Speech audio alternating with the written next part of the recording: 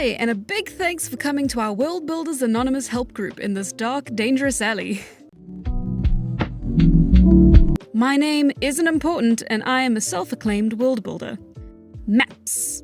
Maps are illustrations that writers can use to represent the landscapes their stories take place in, and have pretty much no other purpose. The practice of making maps for fictional worlds exploded in popularity after Grandad Tolkien's iconic use of maps and world building left a massive impact on fiction for the next century. And so, ever since The Hobbit and that other one, a lot of writers after him feel that maps were an absolutely integral part of fiction writing and world building. And today I'm going to talk about how I made my best attempt at a realistic map, how I failed, how I almost succeeded, and how I managed to overthink myself into convoluted solutions.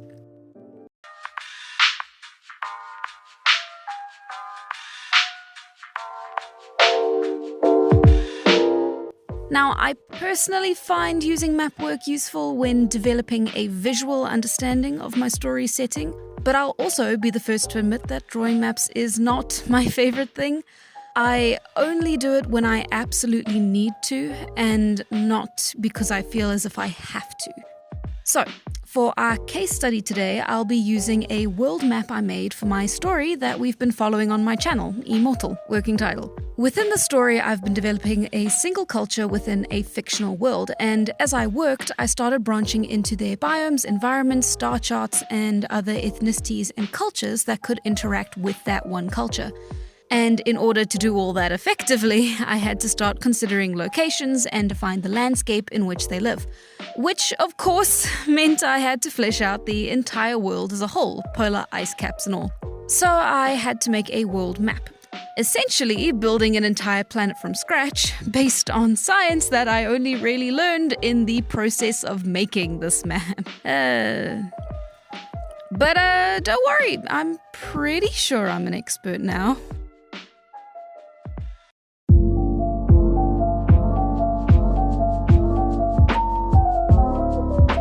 So, to start off with the process, I set about making my own tectonic plates. If you look at Earth's tectonic plates, there are a few rules they follow that can dictate the layout of our world's landscape. 1.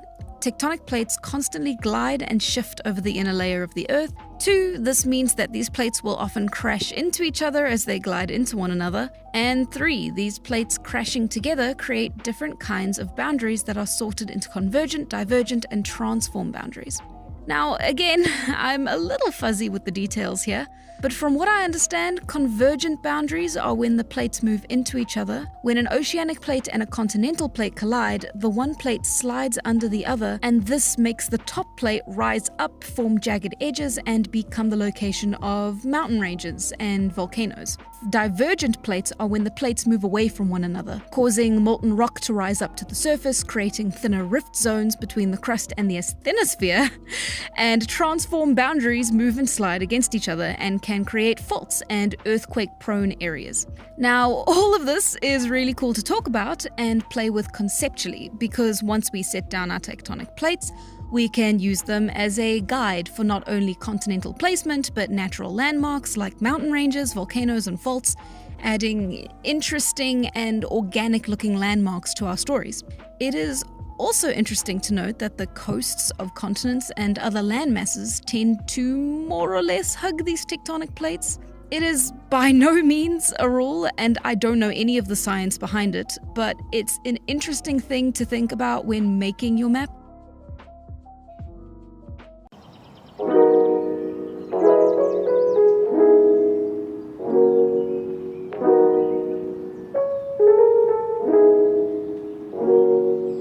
So now, like with everything else, we start with a rough draft of the continents. I started off making a few rough sketches on paper before tracing the final, and I had a few world maps open as references while I worked on this, so I was able to shape the land masses to look more realistic as I went, adding jagged coasts where fjords would be, inland seas and lakes, smaller islands scattered between larger continents, and ensuring that the land masses look as if they could almost fit together like a puzzle if you squinted, which was my way of taking into account continental drift.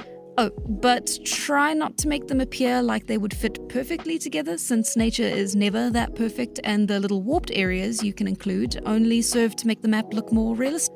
It also helps to make things look organically curved, keeping the islands grouped together in swirls or arcs instead of in polka dots. Now, it's important in this step to make multiple iterations. Make and remake the map as many times as you need. Study real-life coastlines, island formations, and the differences between coasts in different parts of the world. And I say iteration is very important here, because I, in fact, did not change up my design past the first few sketches, and it was only after I had finished and officially declared the map done forever, I realized that what I had made was essentially just a funky funhouse mirror map of our regular Earth, because of course I did.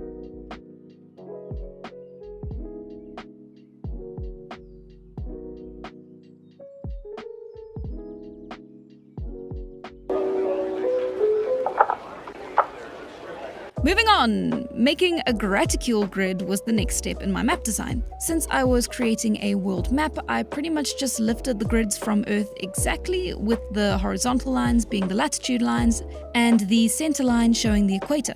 The vertical latitude lines run from the north to south poles, encompassing the globe. This means that later, when I zoom into specific areas, I already know the exact layout and proportions of those areas since they've been measured and marked out already.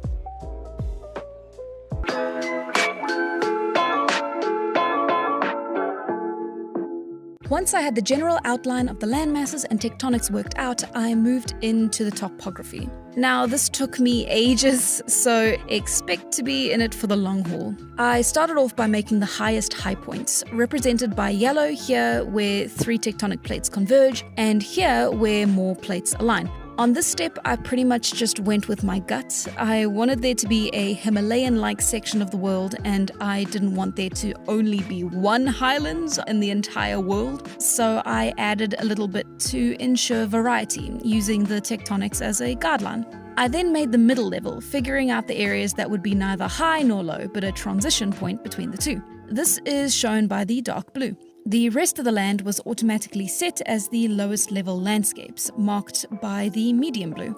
From there, I built up the levels between the medium and the highest points, working my way up through the colors to create the mountain ranges and highlands, mixing it up between slow gradual rises and sharp rocky sections. I then repeated that process with the land between the medium and lowest points. I based a lot of the visual appearance here on real-world topography maps. There isn't just a massive mountain range jutting out of nowhere in the middle of a flat default landscape. It builds up to a peak, and the severity of the build-up depends on how jagged the mountains are and how extreme I really wanted the land to be. Scattering the dissipation of the land also helps to make it a lot more interesting when you get to the finer details and setting up the biomes. I also had a lot of fun adding lumps and bumps, hills and valleys. I figured I'd just make it as messy and jagged as the coastlines, and it ended up making the whole map a lot more interesting. And just like with the rough draft, reiterate.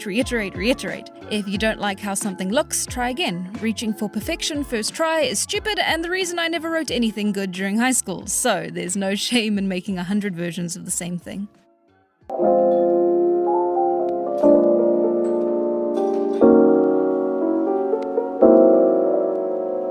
Alright, and now we're moving on to the heat map. Compared to the topography step, this is a cinch. Temperatures range from freezing at the North and South Pole to boiling at the equator. Now, this map is set in the modern day, which is good news for this video since it'll apply to more general stories, but bad for me because I'll have to remake it later for the earlier time period my story is set in. But anyways, your average yearly temperature ranges from 25 to -50 degrees Celsius. This, of course, doesn't really take into account rapid global warming, which has much scarier figures. But anyways, here I can take some of the data I've made with the topography step and apply it here. The rule is the higher the landscape, the cooler. So our Himalayas will have a very chilly climate averaging around the low negatives, and the flat landscapes around the coast here will be a lot warmer. This is due to a lot of different factors, a lot of which I didn't actually research, like wind and weather patterns, which were such a huge field, spanning so many different disciplines. I spent 15 minutes staring at the graphs for it and gave up, so... And now we get to the most exciting part of map making, at least to me, biomes. Now, in my research into this, I tried to find the most varied biome world maps possible, but even the most detailed ones, I believe, didn't show everything exactly, so we're going to go into the ones that I did include into my map and pretend that all the others don't exist. Alright, the polar desert. Starting on the freezing end of the spectrum, we've got polar deserts, incredibly dry with little rain per year and covered in ice sheets. These places are dry, inhospitable hellscapes and are found on only 2 places on Earth, the Arctic and the Antarctic. The tundra. The tundra is just as cold and just as harsh, also with little precipitation and also pretty much just a cold desert, making me wonder what the difference is between this and the polar desert.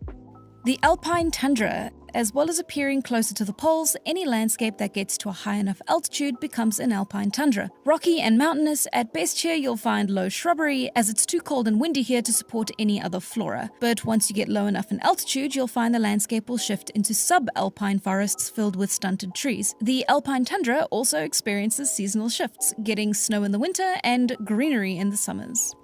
The taiga. Think Alaska, Canada, and Norway.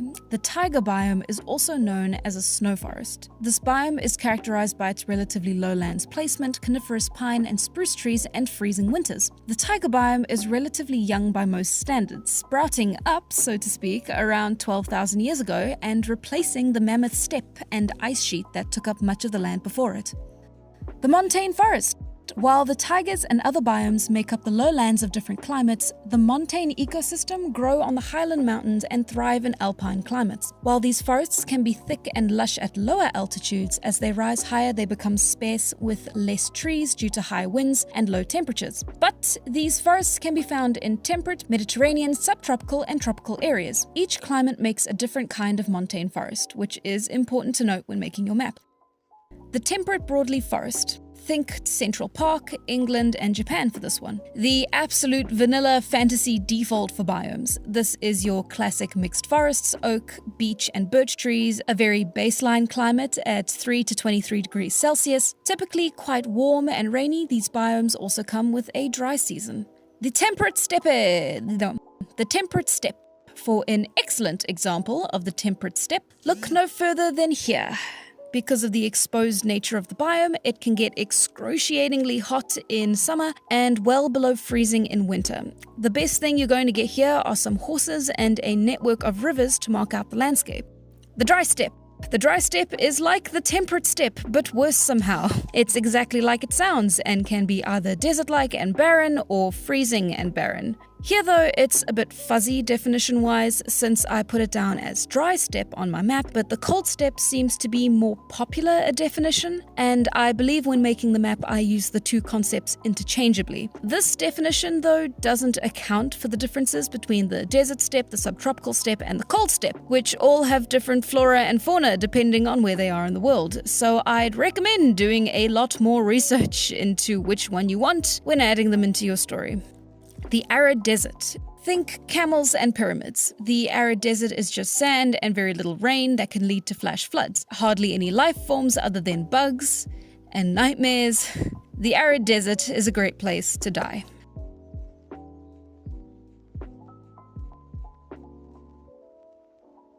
The xeric shrubland. The xeric shrubland. Surrounding and interspersing with the other biome, the xeric shrubland gives host to a lot more diverse flora and fauna. Though typically restricted to shrubland, with boiling hot days and freezing winters, this place is also known as a semi-arid steppe, which is just great.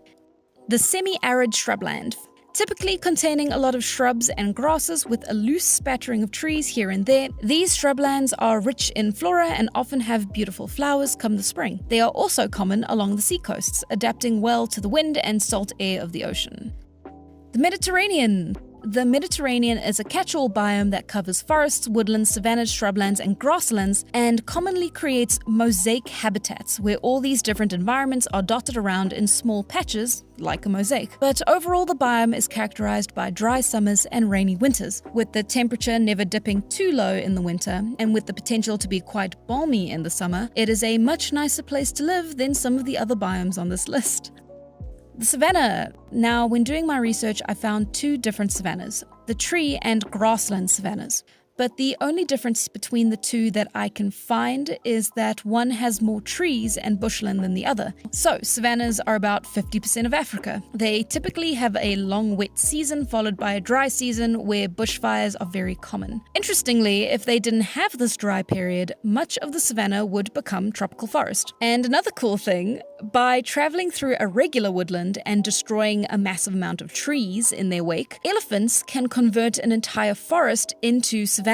And then it stays a savanna, since the dry season causes fires that maintain the area as a savanna. Subtropical and tropical dry forest. Think India's forests. As it's closer to the equator, this biome stays warm all year round, but has wet and dry seasons. The dry seasons last several months and cause yearly droughts. The biome here is typically a deciduous forest with a huge variety of plant and animal life. The subtropical rainforest. Almost done. The subtropical rainforest is a mix between the subtropical dry forest mentioned before and the tropical rainforest. Again, this biome and the tropical rainforests are found on and around the equator, making it very warm but also wetter with higher humidity and rainfall. And finally, the tropical rainforest. The rainforest is warm all year and receives the most rain out of any of the other biomes at 2,000 to 10,000 millimeters of rain per year. These biomes cover a wide range of tropical flora and fauna. The trees form tall canopies, with the other more low-lying vegetation having to reach for sunlight whenever they can find it by climbing the trees. Now, when I put my custom biomes down on paper, I used the heat and topography map in order to confirm where the different biomes would be placed. Montane forests on mountainsides, alpine tundra at the peak of the highlands, rainforests on lowlands around the equator, etc. And this is again a huge section of the world building process. I went over each biome carefully, followed real-world maps, and reiterated until I was happy with the final result. Now, I just want to say that these descriptions are obviously heavily simplified and in no way cover every part of the world. Even within a single biome, there is so much variation and difference in everything from the soil color to the wildlife to the native plants. A taiga biome in Canada is not going to have the same biodiversity and feel that a Norwegian boreal forest does. There's a reason those GeoGuessr guys are able to get so good at what they do. No two places on Earth are the exact same. So I tried to draw a lot from the real world to write my story as much as possible. And so with that, we've made our map. I'll admit I had a lot of anxiety about making this video. I didn't really want to agonize over the exact sciences of wind cycles and the exacts of tectonic plates, or even continental drift, or what a step is, because oh my god. But I tried my best, focused more on the impression of the real thing and the creative side of it than the technical side of it, because that's personally how my brain works. And ultimately, I'm really happy that I got to make a really long video talking about every excruciating detail. I hope you all enjoyed it, and I would like to thank you for making it through this entire video with me. Bye!